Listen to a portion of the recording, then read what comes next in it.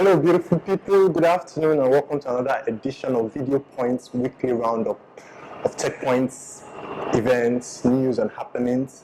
My name is Paulo Victor, and today, as usual, I have with me Grace Akinyoshin. So we're going to be giving you a lowdown of everything that went down within the week: events, monies, personalities, very interesting stories. Grace is going to start. Thank you very much, Victor. You're welcome. The Nigerian government may be making plans to eavesdrop on us through satellite. What do you think about that?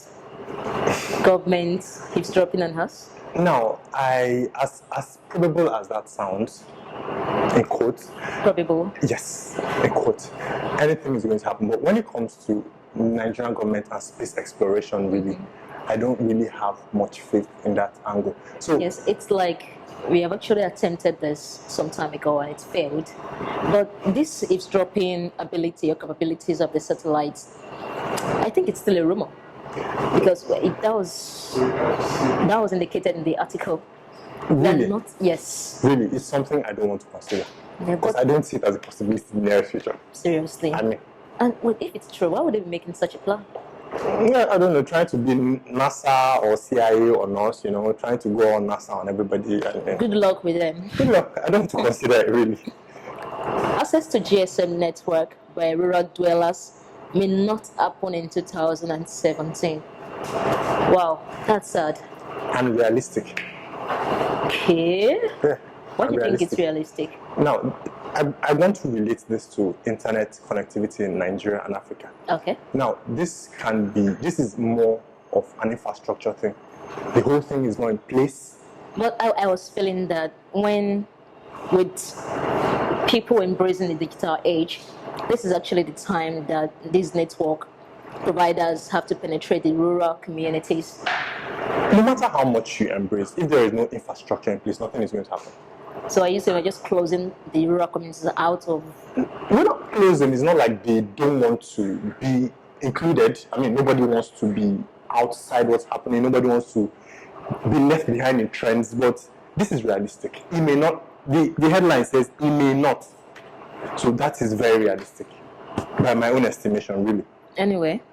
Now, moving forward, back to what I said about infrastructures. Now, this headline says the NSCDC moves to defend ICT infrastructure in Nigeria from vandalism. No, NSCDC. Yes. Do they have the skills? They have the jurisdiction and to carry out something like that. I don't know. Okay, wait. To be honest. No, seriously, this is, I laughed when I saw this, basically because our oil equipment in Nigeria is being vandalized, and they haven't been able to curb that yet, including ICT. Don't you think it's a little bit too much? Too much for them? No, when you want to think about something like that, you think, or I want to think that this vandalism thing is actually a jurisdiction of the Nigerian Communication Commission. Exactly. That's what I want to think. So I don't know how the NSCDC comes in. It's a little bit sketchy. I don't know. But moving on. Now, still on a positive note, the Anambra state government is edging towards digitizing the entire state. Now, they want to do this via area mapping, digital area mapping. So a sort of surveillance on the entire state? Well, so they want to give a digital map of the state. Okay. So you bring out your phone and be able to see what Anambra state looks like, terrain, places. Now, I think this is going to make this like Google mapping better. It's going to be better mapping. So what's the benefit? Okay. Now, during Techpoint tours, we went to rural places. Now, there are places that, even though maps are updated by people, users, Google Maps updated by users. Now, there are places that don't really have this, they're not on the map. Let me just put it that way. So it's just like they're not existing. Yeah, exactly. So if you're driving and you're using Google Map or Yahoo Map, whatever maps you use, now these places are not there. This area mapping project is going to put Anambra State on the map. Wow. So you are driving through this place, you can access the terrain, the streets via your mobile device. I think it's a very good one. Beautiful. And I think all other states should follow suit. Yes. They're not the first. Jos? Is it Jos? I can't remember. Are they not the first? No. I think Wow. schools have done that already. That's good. The more it is, the better. Because it was embarrassing last time. We couldn't find streets. Now, a Google Map takes you to a dead end. Oh. It kept happening in Kaduna and some other states. Well, it's a good development. It is. Printable makes 500 startups 20th batch. Joins two previous Nigerian startups. I think that's a good one. Yeah. Ella Credit and what's the other one? Ella Credit made the... Yeah, Ella Credit and what's the other one? I can't remember. But yeah, it's very good. Like they're now part of 500 startups in the 500 startups program. Yeah. So it's Ella Credit and it's keeping me right now. But now there were two before. Now Printable is among them. Okay. Now there was a question like, is Printable not really above the stage of this 500 startups program? Well, I don't think. I think it's just about learning and understanding what they're doing. Okay, so I didn't look at it from that perspective, really. Okay, I don't think they could outgrow that. Okay, true. So for an economy like Nigeria and Africa, most startups still need to grow. Exactly. Still need to learn, acquire knowledge and everything. It's okay. Favorite startup, these are international bodies. Yes, like and that will really give Printable a great edge. So it's a good thing. Yeah, it is. It really is. I agree with you. Oh, really? 17-year-old Cameroonian developer is first African to win Google Code-In competition.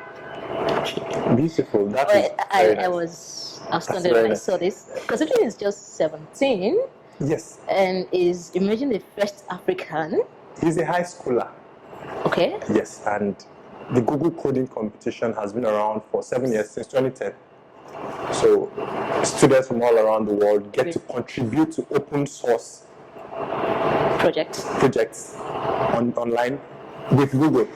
Now, at the end of the day, they select a particular number of winners that get on to the next phase, and then the grand prize winners are usually a bunch of people, not just one.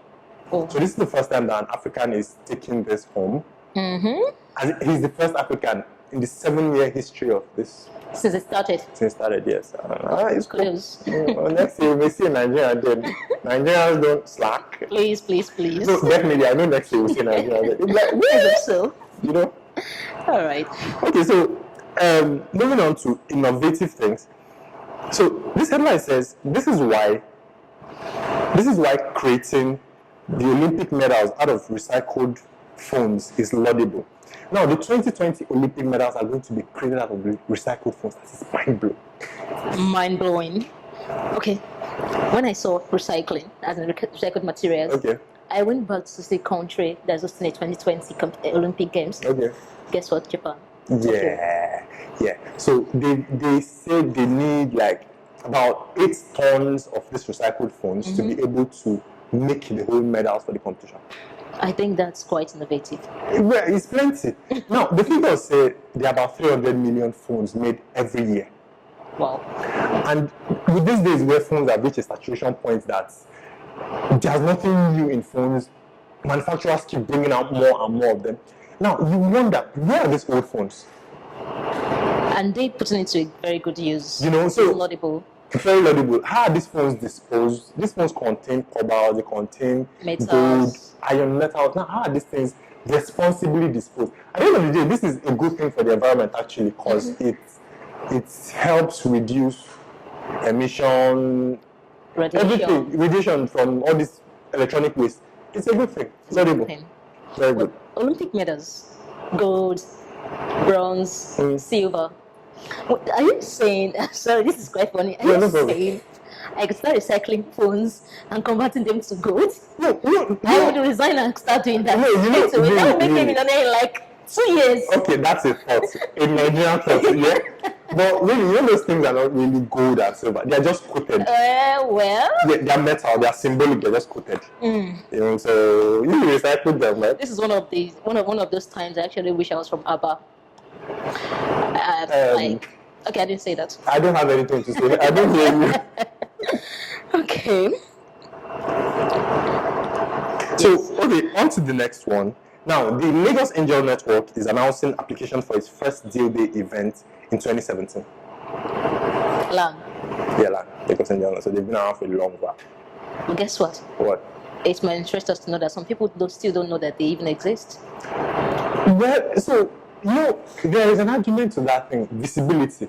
These people are not putting themselves out enough. No. Now, to counter that argument, I think if you're really serious in quotes about this thing, you will make it your business to find them.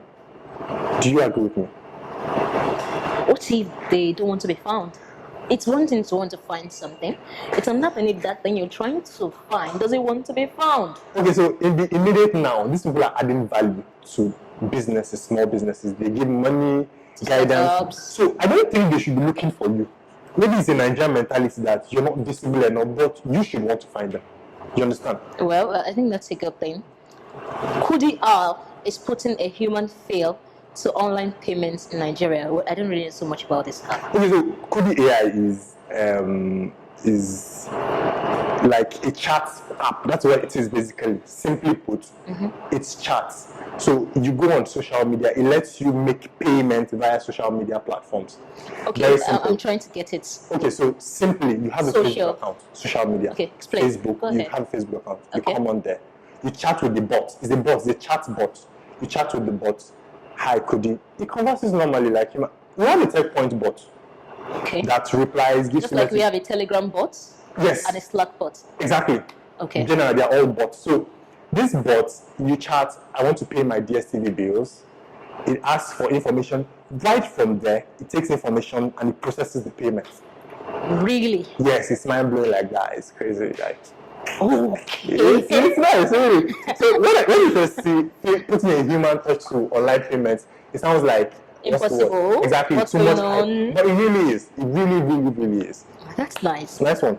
This one is particularly very interesting. 13 amazing things the Alexa traffic ranking can teach you about Nigerians. Now, hold on. I want to say this is my best post for this week. Oh. Yes, my best article for this week. Yeah, it's on a very informative level. It opened my eyes to a lot of things. I see these rankings every day and I just look at them. Okay, what the hell? 300, 200, But this brought an analytic feel to the thing. I mean, though most of them came in from a humorous standpoint. Okay. But they were insightful. What's your favorite part of the whole? Okay, I think it's my favorite part, but it's not really a new information that Nigerians are closet perverts. No underG. What you want to covered with your plugs on, So I think that's my favorite part, really. Okay. It's not new, we all know. Okay. But and it's not good. And it's not bad. It's good for some people. Well, that's something actually. I never knew Alexa ranking could reveal so much about Nigerians. You went the post actually. You went all in. Like seriously, I love that article. Thank you. I do love that article. It's great, really. Okay. No, do check it out. No, I'm blushing. You really need to check it out. Yeah, you should. 13 amazing things the Alexa traffic rankings can teach you about Nigerians. Mind blowing. You need to look at it. You need to look at it. Check it out. It shows you trends that you wouldn't normally see. Like I say, I go through these things. I don't see anything. I have to look at it again analytically. Like, oh, really? Also, when it comes to the jobs, the movement, exactly, knowledge, and all that kind of thing. Oh. It's nice. Well. Okay, we've come to the end of our weekly roundup. Thank you very much for listening, and we hope to see you this time next week, Friday. Once again, my name is Grace Akioshin, and this is Amekwalo Victor. And I urge you to stay safe. Thank you. Bye.